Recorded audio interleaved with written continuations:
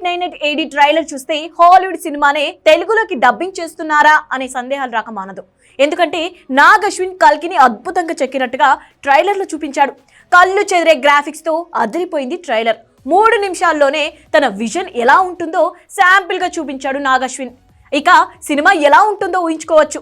నాగ్ అశ్విన్ ఊహాలోకం ఊహకందని విధంగా ఉందని చెప్పొచ్చు. ప్రభాస్ సూపర్ లుక్ లో కనిపించాడు.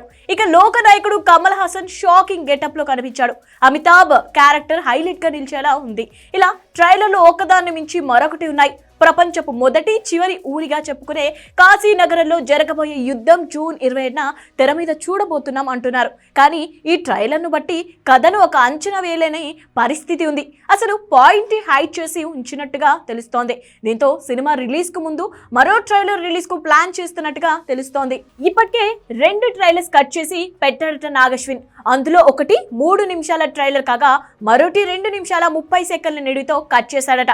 3 నిమిషాల ట్రైలర్ వచ్చేసింది కాబట్టి నెక్స్ట్ 2.5 నిమిషాల ట్రైలర్ రిలీజ్ చేసే ఆలోచనలో ఉన్నారట. సినిమా విడుదలకు వారం ముందు ఈ ట్రైలర్ ను రిలీజ్ చేయబోతున్నట్టుగా సమాచారం.